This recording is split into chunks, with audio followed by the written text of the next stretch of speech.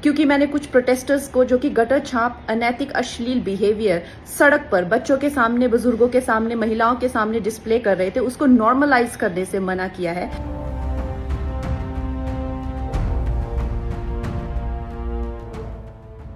जब से कंगना रनौत ने जेनजी को गटर छाप कहा है, तब से वो लगातार सुर्खियां बटोर रही हैं। क्योंकि मैंने कुछ प्रोटेस्टर्स को जो कि गटर छाप, अनैतिक, अश्लील बिहेवियर सड़क पर बच्चों के सामने, बुजुर्गों के सामने, महिलाओं के सामने डिस्प्ले कर रहे थे, उसको नॉर्मलाइज करने से मना किया है। खास बात ये है कि इस बयान के बाद उन्हीं की पार्टी के समर्थक, उनके करीबी दोस्त और यहाँ तक कि बाबा रामदेव भी उन्हें आड़े हाथ ले चुके हैं। अब इसे कंगना की गलती सुधारना कहिए या फिर कुछ और। कंगना ने अपने आप को जैन अल्फा बता दिया है। कंगना रनौत ने अपनी इंस्टाग्राम स्टोरी पर एक यंग इन्फ्लुएंसर का वीडियो शेयर किया। वीडियो में इन्फ्लुएंसर जेनजी की कुछ आदतों और सोच पर तंज कसती नजर आ रही है। कंगना ने इसी वीडियो को शेयर करते हुए लिखा, अब ये ऑफिशियल हो चुका है, मैं खुद को जैन अल्फा मानती हूँ। कंगना रनौत ने आगे जैन अल्फा की परिभाषा भी दी। उनके मुताबिक जैन अल्फा का मतलब है सीधे मुद्दे की बात करना, कोई बकवास नहीं। वैसे बता दें कि जैन अल्फा भी अपने हक को लेकर आजकल सड़कों पर उतरा हुआ है। लोग उन्हें जेनजी से एक कदम आगे ही बता रहे हैं। खैर, आपको बता दें, कंगना रनौत से जुड़ा ये पूरा विवाद तब शुरू हुआ जब उन्होंने जेनजी को गटर छाप पीढ़ी कहा। कंगना के इस बयान की काफी आलोचना हुई। सोशल मीडिया पर लोगों ने कहा कि कुछ लोगों के व्यवहार के आधार पर पूरी पीढ़ी को इस तरीके से संबोधित करना सही बात नहीं है। इस विवाद में कई चर्चित हस्तियां भी सामने आई। पहले योग गुरु बाबा रामदेव ने कंगना रनौत के बयान की आलोचना करते हुए उनकी सोच और समझ पर सवाल उठाए। उन्होंने कंगना को नसीहत दे दी, कहा कि वो खुद देखें कि उनका बचपन, उनकी जवानी कैसी रही, उनके कारनामे कैसे रहे। हालांकि इसके बाद कंगना रनौत ने भी बाबा रामदेव के बयान पर पलटवार किया। कंगना रनौत ने बाबा रामदेव के लिए कहा कि बाबा जी, आप दिन में मेरी जवानी और बेडरूम के सपने ना देखें। इस मामले को लेकर कंगना रनौत और बाबा रामदेव के बीच तीखी जुबानी तकरार देखने को मिली। इसके बाद कंगना रनौत के दोस्त माने जाने वाले और उनके पुराने को एक्टर केंद्रीय मंत्री चिराग पासवान ने भी कंगना के इस बयान को गलत ठहराया। चिराग पासवान का कहना था कि पूरी जनरेशन के लिए इस तरीके के शब्दों का इस्तेमाल करना ठीक नहीं है। चिराग पासवान ने कंगना रनौत के गटर छाप वाले बयान को लेकर क्या कुछ कहा और इस मामले से जुड़ी दूसरी डिटेल्स के लिए देखिए हमारी स्पेशल रिपोर्ट। क्योंकि मैंने कुछ प्रोटेस्टर्स को जो कि गटर छाप, अनैतिक, अश्लील बिहेवियर सड़क पर बच्चों के सामने, बुजुर्गों के सामने, महिलाओं के सामने डिस्प्ले कर रहे थे, उसको नॉर्मलाइज करने से मना किया है।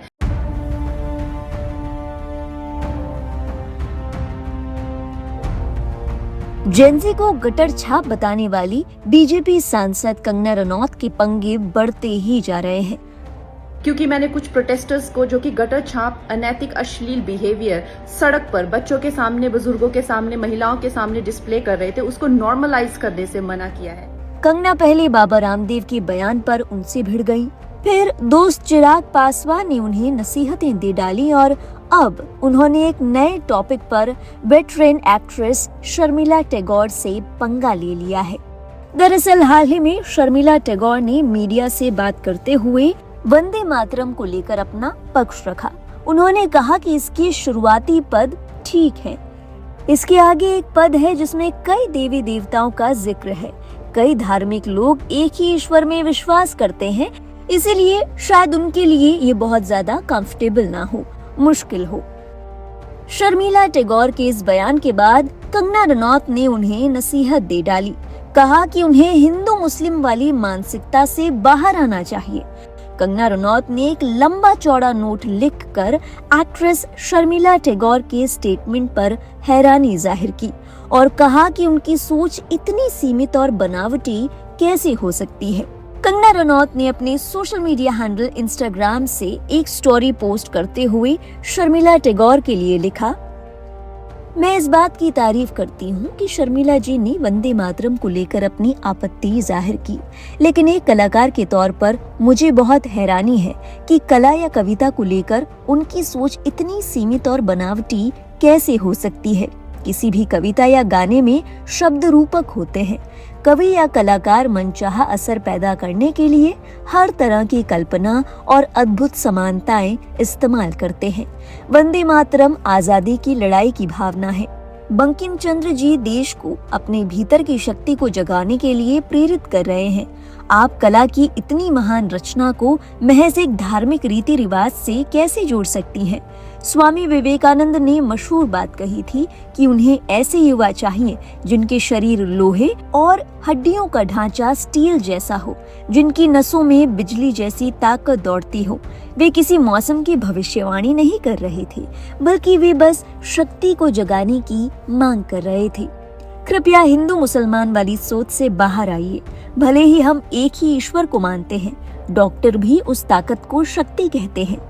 इन तमाम शब्दों के बाद कंगना के नोट की आखिरी लाइनों में तो जैसे उनकी टोन ही बदल गई।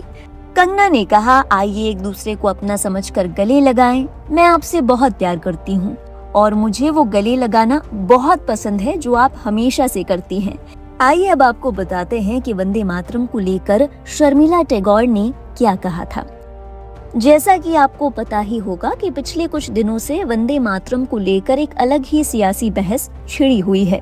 भाजपा और उसकी समर्थक पार्टियों का मानना है कि वंदे मातरम के 6 छंद गाए जाने चाहिए।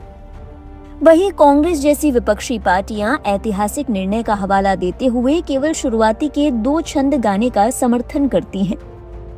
वहीं कुछ धार्मिक और मुस्लिम संगठनों का मानना है कि इस्लाम में अल्लाह के सिवा किसी और के सामने सिर झुकाने या वंदना करने की मनाही है। ऐसे में वो वंदे मातरम नहीं गा सकते। देश भर में छिड़ी इस बहस पर जब शर्मिला टैगोर से सवाल किया गया, पूछा गया कि इस बारे में उनका क्या कहना है, तो शर्मिला टैगोर ने कहा, मेरा मानना है कि कई धार्मिक लोग एक ही ईश्वर में विश्वास करते हैं, न कि कई देवी देवताओं में।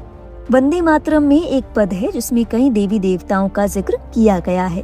जो लोग एक ही धर्म को मानते हैं उनके लिए वंदे काली, वंदे दुर्गा कहना मुश्किल है। इसीलिए हम भारत के सभी धर्मों के लोगों को साथ लेकर चलें तो शुरुआती 2 पद बहुत अच्छे हैं।